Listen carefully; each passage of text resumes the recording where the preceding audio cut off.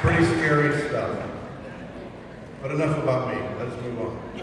I'm going to turn it over immediately to a gentleman who is an excellent musician, very talented writer, and best of all for us, top shelf Toastmaster. It's Brad Denton.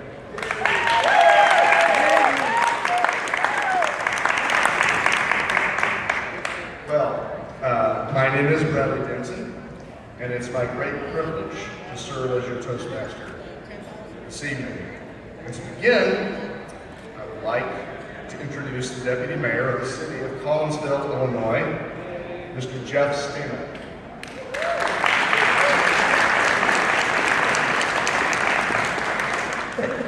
Thank you. Good evening, everybody. It's a pleasure to be here to welcome you to Collinsville. I would like to extend a warm Collinsville welcome to our delegation and its organizers. I'm representing the mayor here tonight. The mayor is on a 30-day extended vacation roaming all over the East Coast, and he asked me to attend in his place. On behalf of the city officials and the Gateway Center staff, we would like to congratulate Archon on the 40th anniversary. City officials would like to take this opportunity to applaud the convention organizers for doing such a remarkable job of hosting such a wonderful convention. It is not an easy task, I'm sure as you all know, to sustain a convention for nearly half a century. Not to mention the convention that attracts several thousand delegates from all over the country each year. Our community feels very fortunate that Collinsville has served as your convention destination for 22 years. Over the course of time, Archon Convention has pumped millions of dollars into the local economy, and largely because of this, has earned a reputation of being one of Gateway Center's most notable signature events. Prior to closing, I would like to present Archon with a key to the city and a proclamation in recognition of our deepest appreciation. I can't tell you how much Collinsville appreciates what this convention brings to the city, and hope we have a great time. So I'd like to get Steve up here to read the proclamation real quick, and then present the key to the city.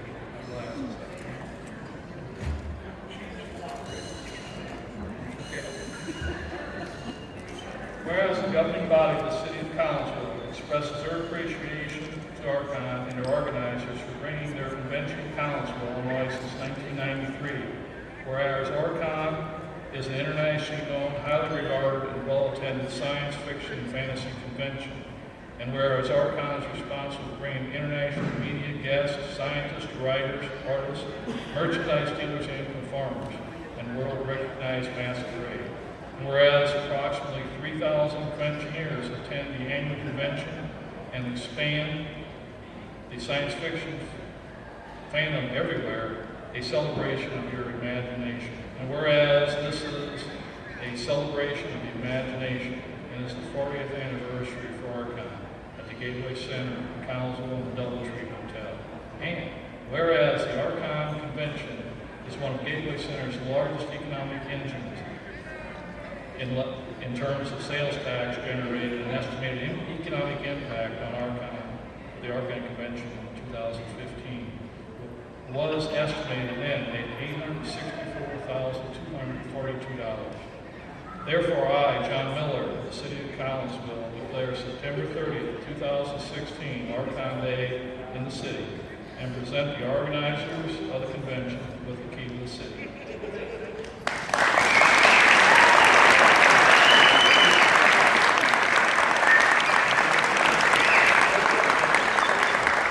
Thank you all. Good, hopefully have success with the convention this year. Thank you very much.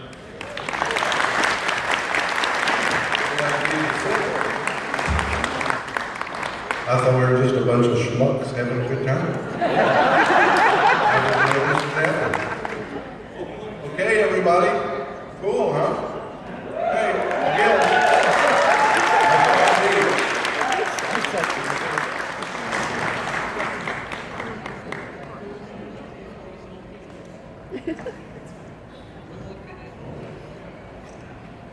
All right. Thank you and good night. Wow, I think you're going to get rid of me that easily. I actually suffer from a serious condition that once I get on a stage, it's very difficult for me to get off. The doctors tell me that this is a condition known as Selena syndrome.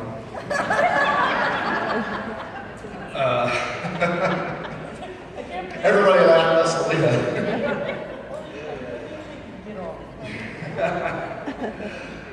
Selena and Rosen are two of my most favorite people in the whole world.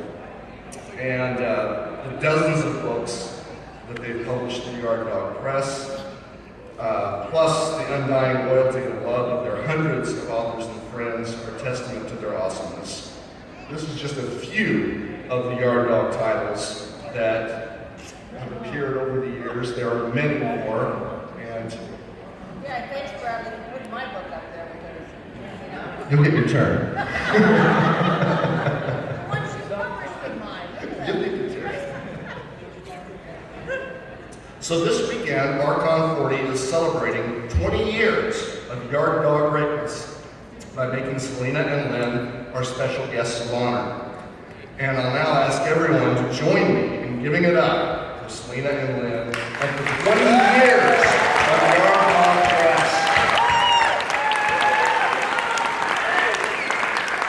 And they said it wouldn't last. They were wrong. And now, since this is Archon 40, and since I'm feeling a little nostalgic as a result, here I'm going to present you with a memory of mine from 30 years ago at Archon 10. This is the late great science fiction writer Jack Williamson, who attended Archon 10. And in 1986, that year, he was 78 years old, and he'd been a professional writer for 58 of those years. He would go on to write for another 20 years. In that year, 1986, I had only sold a few stories, and my first novel was just about to come out. Someone in the autograph line with me told Jack that I was a new writer, and this is what he wrote under this photograph for me in Patty Paris, The Faces of Science Fiction, welcoming me to the fold. And it just really meant a lot to me. It was a great moment and a great man, and I have Archon to thank for that moment and that memory. So thank you, Archon.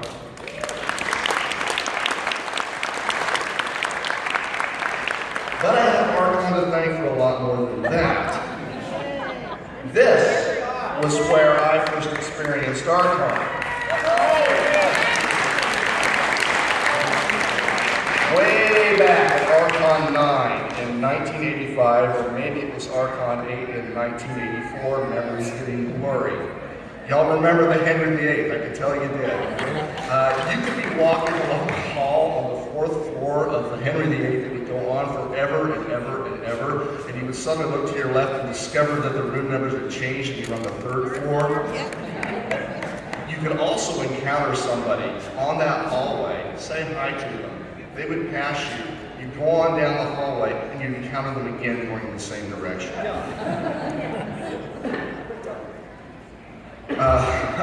It was also at Archon 9 and at Conquest in Kansas City that same year, in an apparent I-70 fandom conspiracy, that this button first appeared. Ooh, Brad. For some reason I could not begin to fathom, and which still baffles me, groups of St. Louis and Kansas City fans, mostly women but with some enthusiastic men as well, began wearing these buttons and crying, "Ooh, Brad," whenever they saw me. This was often accompanied by physical displays of affection that I most definitely had not earned and had some difficulty escaping. My wife, Barb, was right beside me during these encounters. I remember looking to her for some kind of assistance, and Barb looking back, kind of saying, "Dude, you're on your own." Or words to that effect. After a while, it seemed that every single fan in St. Louis and Kansas City had a "Ooh, Brad" button. Much later, I found out that I think it was Jim Murray who made these, if memory serves. He'd actually made less than a dozen of them, but people kept passing them around at conventions so that it looked to me as if everyone was wearing one. It happened out in the mundane world too. Once when I was sitting like in row 11 or 12 on an airplane, about 30,000 feet, with nowhere to run, I heard, "Ooh, rad," from somewhere far behind me. I felt like I was in, the Twilight Zone episode with Shatner, Nightmare at 20,000 feet. And I just ducked down and started trembling. Later, in the terminal, at a great distance, I spotted well-known fan Gerald Burton. So although I have no proof that it was Gerald, I have my suspicions. I doubt that many of these buttons still exist after more than 30 years, but Barb still has hers and was able to lay hands on it in about 20 seconds. So every now and then, I still get to hear, after all these years, "Ooh, rad." All, once again, thanks to Archon. Someone else whose life has been changed by Archon for many years now is Archon Masquerade MC for Life, Victor Milan.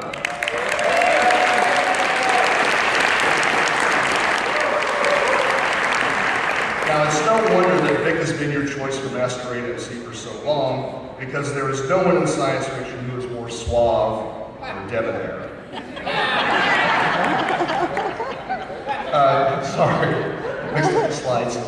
That actually isn't Vic Milan. That is Andrew the Cyborg, a character I created for an illustrated short story that I wrote when I was a teenager.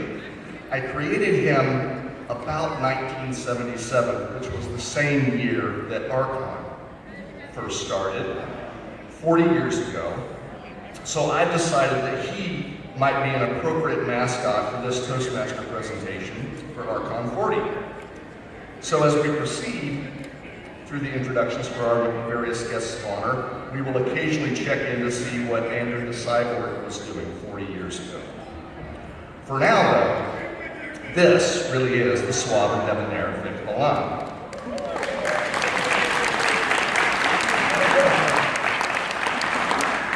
Vic has been a professional writer of science fiction, fantasy, and adventure fiction for more than 40 years himself. He's published over 100 novels under his name and others, including the Prometheus Award-winning The Cybernetic Samurai and its sequel, The Cybernetic Shogun. Now, those two books were my first introduction to Vic Milan's work, but those great books are only two of many books and stories in many different worlds that Vic Milan has written.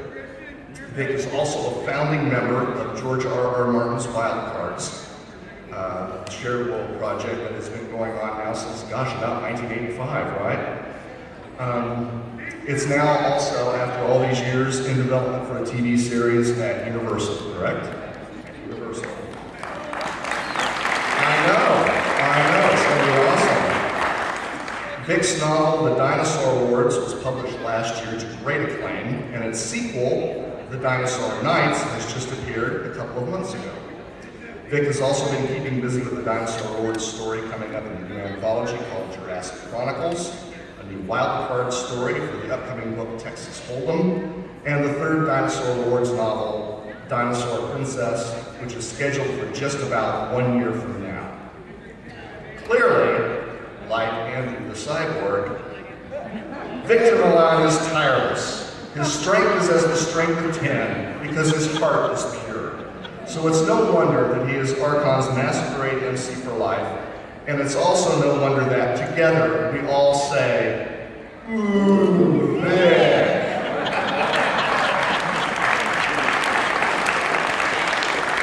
Ladies and gentlemen, your Masquerade MC, Victor Milan.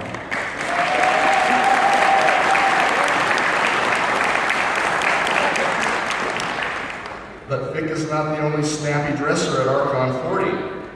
No, there is also your Masquerade guest of honor and St. Louis native, Evil Ted Smith. Yeah.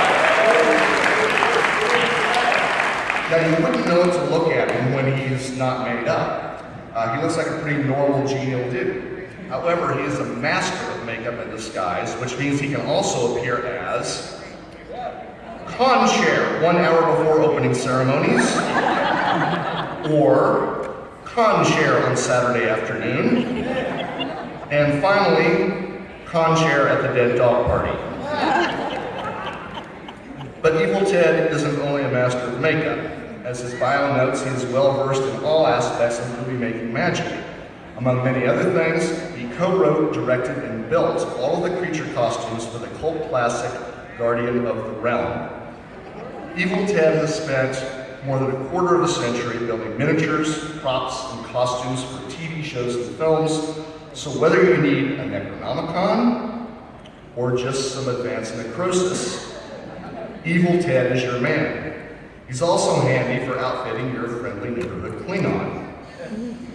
Even if the Klingon wants a Gatling gun, like the one Ted made for Star Trek Into Darkness.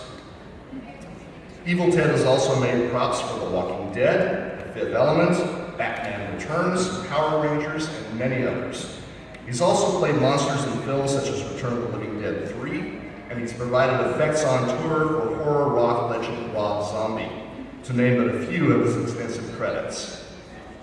Current Evil Ted projects include an action-adventure film called Space Pirates, and a web show called Steel Angel about a disgraced female soldier who's only got herself in a vintage mech suit to stop enemy invaders. And after he's completed that project, I personally hope that Evil Ted will take on the live-action version of Andrew the Cyborg, because I really want to see what Ted would do with this. Somehow, I think he can handle it. Ladies and gentlemen, your masquerade guest of honor, Evil Ted Smith.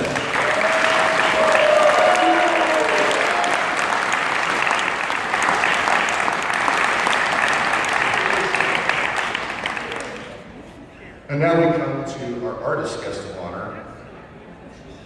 Oh, I forgot. Ooh, Evil Ted! Thanks. We come to our artist guest of honor now, John Picacio.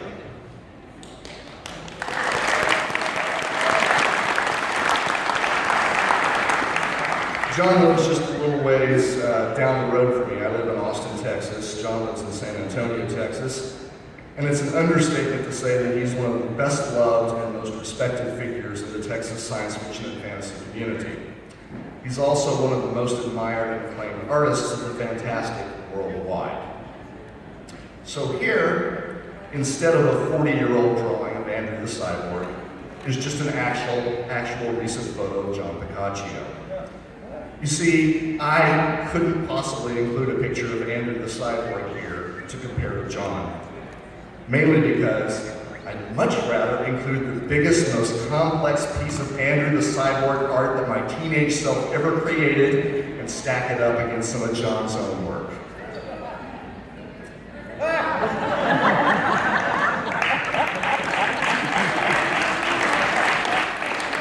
This is called Cyborg on a Cliff Shoots a Gangster While Feeding Hitler to a Shark. Now let's compare that to some of the work John has done in the world of George R.R. Martin's Song of Ice and Fire, such as these images of Ned Stark and Bran Stark. Now admittedly, these are richly textured and beautiful. John, come on. Ned still has his head, and Bran does not look like he's been shoved out of the window. Early Bran. But of course, John's illustrations have ranged far beyond Westeros. Like Vic Milan, John has also worked in the Wildcards universe, as exemplified by this piece, for the Walter John Williams story, Prompt Professional Pop, or this richly detailed piece for Carrie Vaughan's Nuestra Señora de la Esperanza.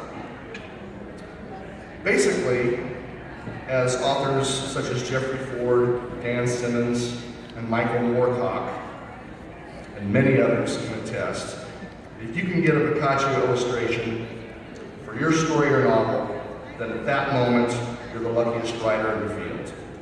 John's work is infused with not only technical skill of the highest caliber, but with an astonishing sense of story. This, for example, is John's new take on the Jack Finney classic Invasion of the Body Snatchers.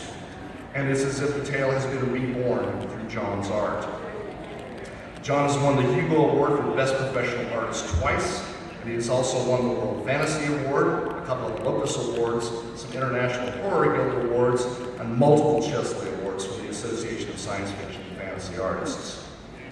And if you want more proof as to why, you might want to have a look at John's beautiful paintings of images from Loteria, the classic Mexican bingo game. I love these more than I can say.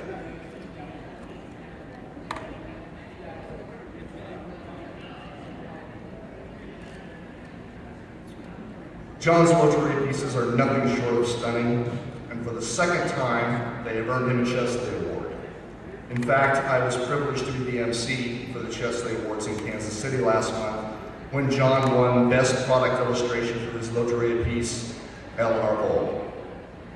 Here, the leaves of the Tree of Life are the pages of a story, and the face in the trunk is that of the late, great science fiction author, J. Lake.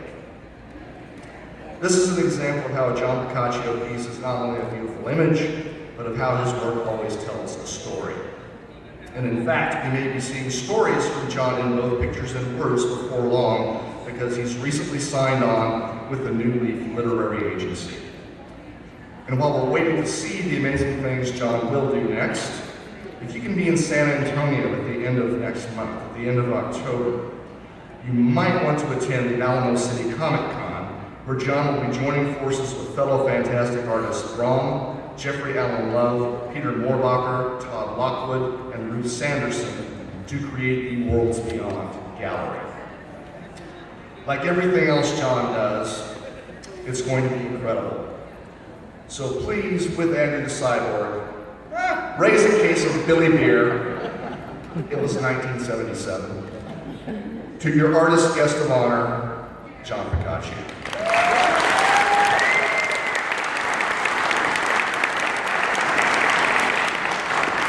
And be sure to let him know you love him.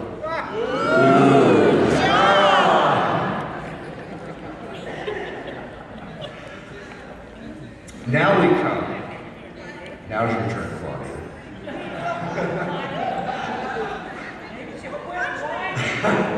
Now we come to Archon for his media guest of honor, Claudia Christian. The self-described ultimate hyphen, actress, writer, singer, songwriter, director, producer, voiceover artist, chef, and basically all-around expert human being, Claudia Christian. Going through Claudia Christian's list of credits and accomplishments is an exercise for the reader of that list in feeling like a massive underachiever, especially considering that Claudia landed her first primetime television series at the age of 18, and that she hasn't stopped acting, writing, and generally creating ever since, having starred in over 50 films and hundreds of TV episodes, done extensive voiceover work, authored both nonfiction books and novels, and probably leaped tall buildings in a single bound while she's at it. Not with that foot. However, I do take comfort in the fact that no matter how far she goes or what she achieves, Claudia is one of us. And I knew this was true without a doubt when she showed up with this. that kind of clinched it. But I knew before that because I found this quote from you on the internet. I wish everyone was a sci-fi geek because then there would be no violence. Everyone would just be emailing each other.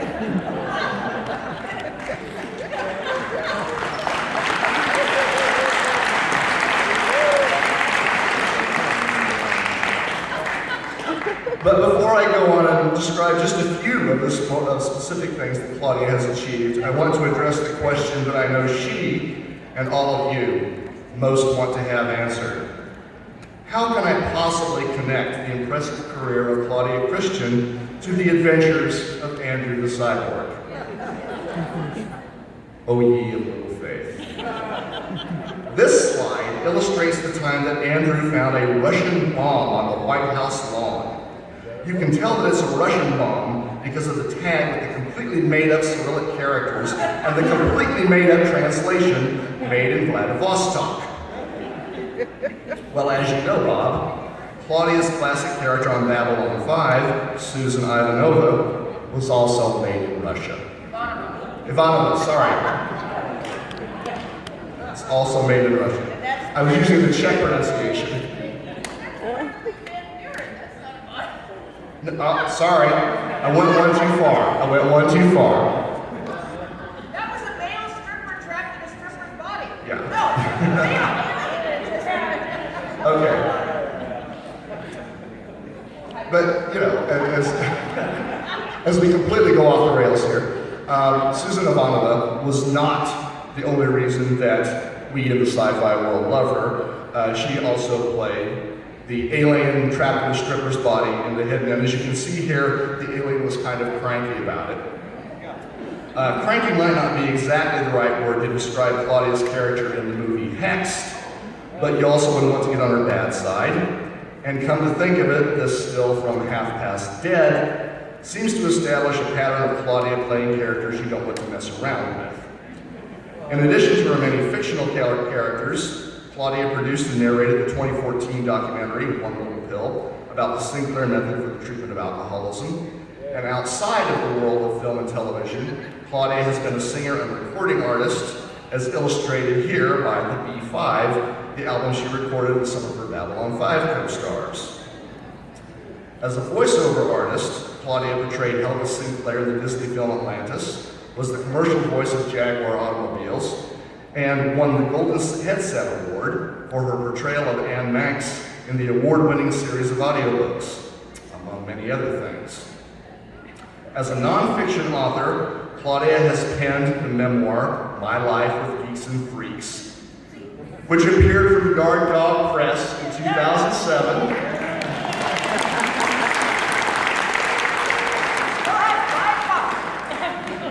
As well as Babylon Confidential in 2012 from Benbella Books. Now this is not the Benbella edition, this is the Dutch edition, because I just wanted to let you know they love Claudia everywhere.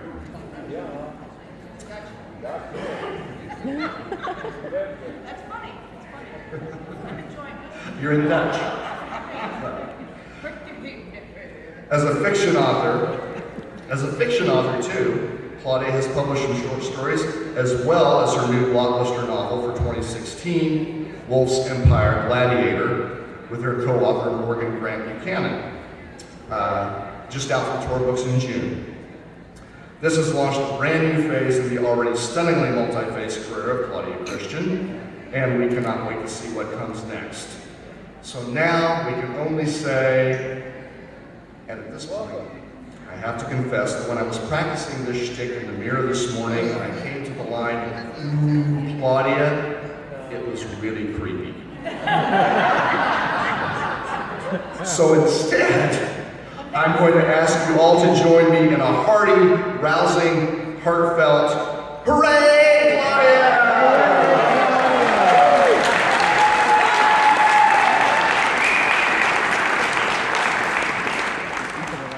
Now, I know what you're all wondering at this point. You're wondering, how on earth did Andrew the Cyborg dispose of that Russian bomb on the White House lawn? Well, he was, as stick figure cyborgs are want to be, incredibly resourceful. Quick, efficient, and ruthless disposal of bombs in this fashion is also a valuable skill to possess if you happen to be a fiction editor. Which brings us to Archon 40's guest of honor, Ellen Datlow.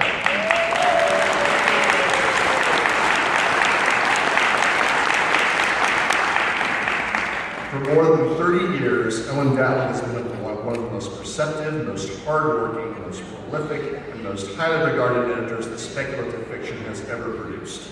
As a fiction editor for Omni, Event Horizon, Sci Fiction, and Tor.com, as well as the editor of dozens of anthologies, such as The Best Horror of the Year, Nightmare Carnival, The Cutting Room, Alien Sex, and Lovecraft's Monsters, to name only a few.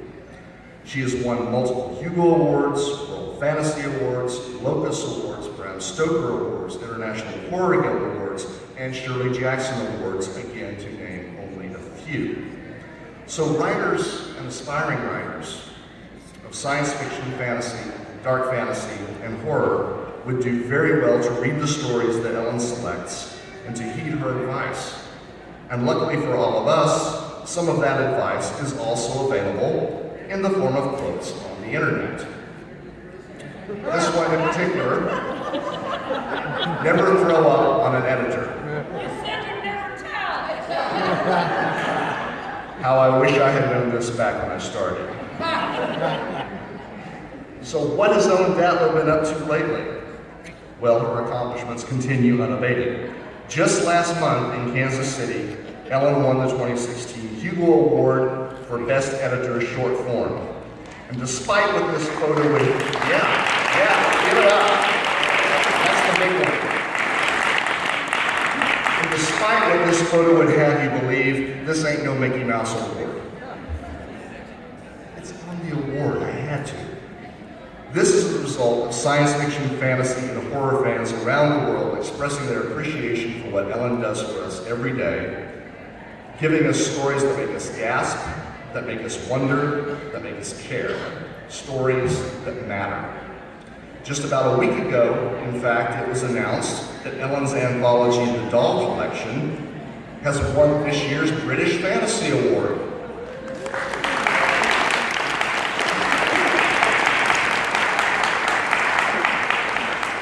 So if, by some sad chance, you've never read an Ellen Datlow anthology, that might be a great place to start. And what should you read after that? The answer is simple. Just find a book that says, edited by Ellen Datlow on the cover, and buy it. There are many to choose from, and none of them will let you down. Ellen Datlow publishes only stories that are terrific, or as is often the case, stories that she has helped authors make terrific. And if you want to read Ellen Datlow books that are still warm from printing or still crackling from your Kindle download, you can grab The Best Horror of the Year, Volume 8, Nightmares, A New Decade of Modern Horror, or Children of Lovecraft, proudly displayed here by its editor. And don't forget, Ellen also selects horror stories for Tor.com and has some stories coming up I just saw recently by, among others, Richard Larson and Lucy Taylor. So we are beyond lucky to have Ellen Datlow as Archon 40's guest of honor, and again, courtesy of the advice for us.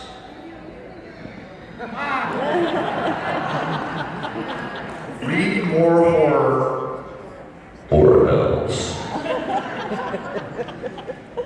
And it seems to me that the only thing we had better say to that is, we promise, Ellen, we promise.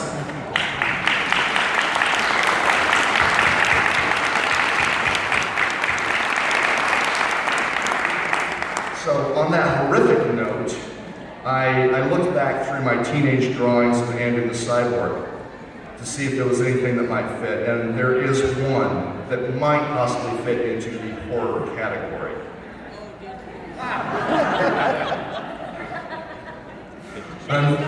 Unfortunately, if I look back at the original graphic novel, next to that drawing it says, "Next week, Andrew's sex life."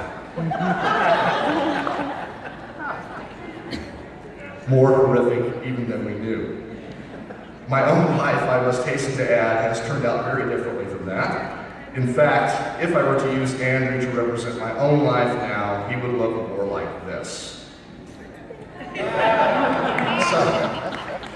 So come on, please, for old time's sake, let me have it one more time.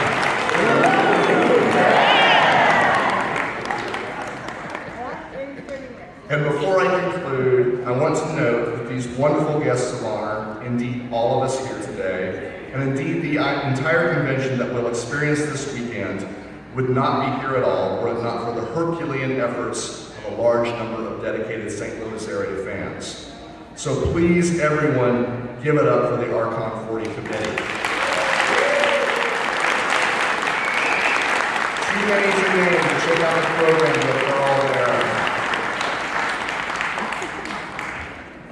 So, ladies and gentlemen, welcome to Archon 40. And as Andrew the Cyborg would say, God bless America.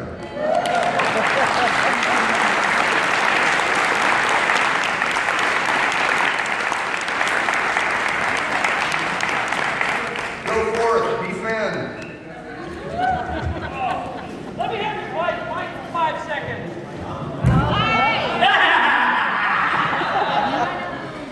Your Doug Press is going to do a road show at 9 o'clock. I'm naked, you're afraid. You know what naked and afraid is, or even if you don't, come on, it'll be fun. You know you want to do it. Bye.